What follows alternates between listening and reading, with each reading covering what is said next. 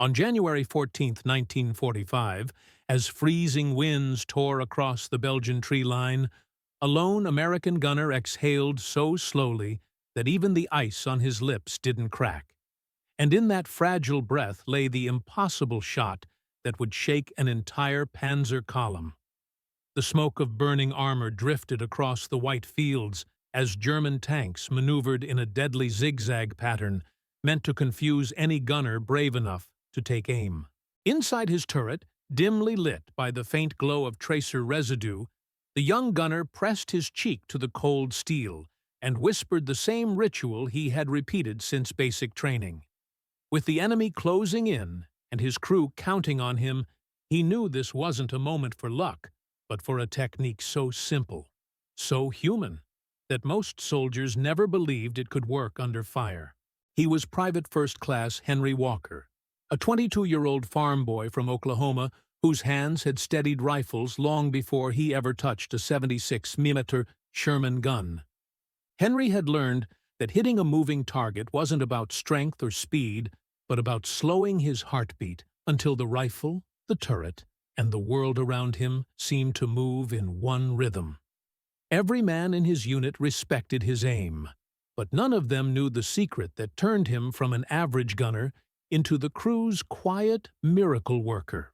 The breathing technique, as he called it, wasn't taught in manuals, but discovered during nights alone on the plains watching coyotes dart across fields at impossible distances.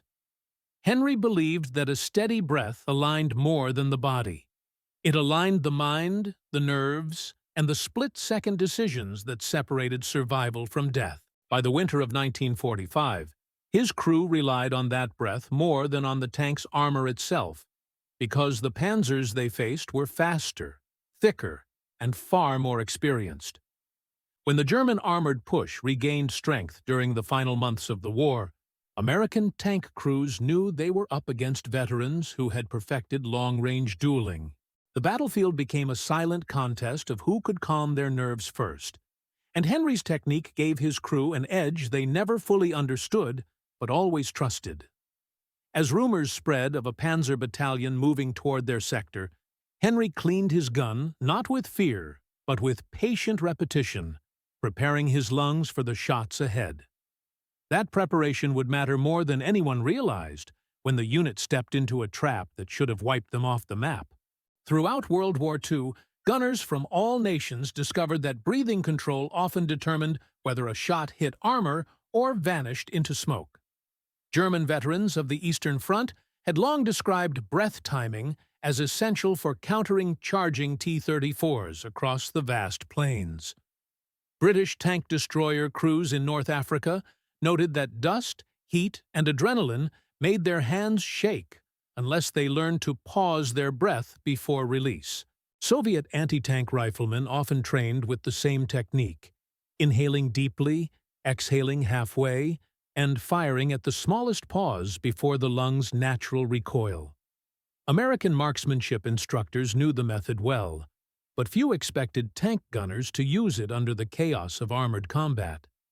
Tank warfare was loud, unstable, and filled with violent recoil that punished even the calmest soldiers. Yet as battles intensified, more crews noticed that those who controlled their breathing could adjust to turret swing, track movement, and enemy speed with uncanny precision. Historians later identified this pattern as a primitive form of combat respiratory regulation, a technique rediscovered by snipers decades later. Even though few documents mention it directly, interviews with surviving tank gunners reveal consistent stories of breath timing saving lives. Private Henry Walker's actions on that January day would become one of the clearest examples of how a human breath could overcome the steel fury of modern warfare. The twist came when Henry's Sherman rolled onto a ridge overlooking a valley where 5 Panzers were already in motion, sweeping like wolves closing in on isolated prey. His crew panicked as the German tanks moved unpredictably, cutting angles and shifting speeds to avoid giving any American gunner a clean shot. The tank commander yelled that they were too far, Nearly 2,500 yards, well beyond what most Sherman crews ever dreamed of hitting on a moving target. Henry ignored the doubt, placing his hand lightly on the elevation wheel while lowering his shoulders into a stillness unnatural for a man under fire. As the first Panzer adjusted its direction, Henry inhaled as slowly as if he were back on the plains, listening to wind in the wheat. When he exhaled, he let his breath fall away like snow melting off a branch, steady and silent.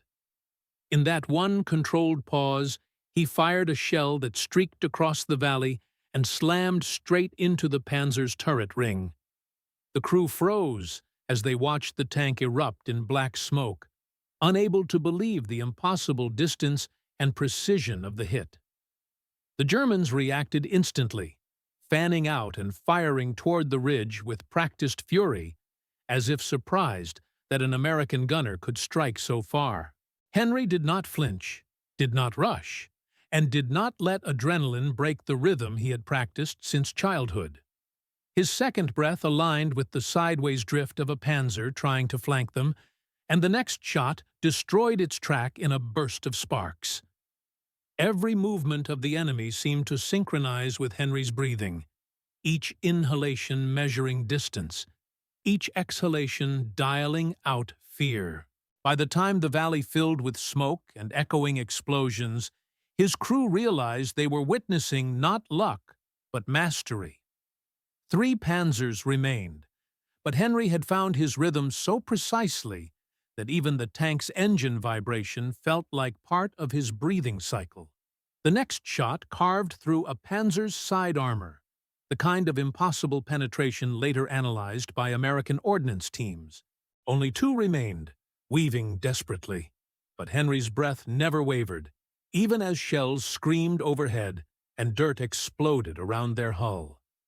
His fourth hit ignited a fuel tank at nearly the same distance, something tankers rarely achieved without multiple trial shots. The final Panzer, realizing the ridge housed a marksman capable of defying battlefield mathematics, turned to retreat. But Henry caught it with one last calm exhale. Military analysts reviewing the after-action report described Henry's technique as an anomaly, a human skill that exceeded the expected performance of WWII tank optics.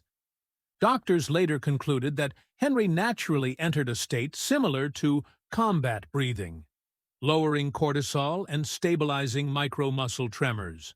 The Army would eventually codify parts of his method into later marksmanship training, recognizing that the body's rhythm often mattered more than the weapon's capabilities. Henry never saw himself as a hero, insisting that any soldier could hit impossible targets if they learned to control the one thing war tries to steal: breath. His crew survived the engagement because Henry slowed down in a moment where everything else sped up. Historians point to his story as proof that the quiet, unseen skills of ordinary soldiers often decide battles more than strategies on a map.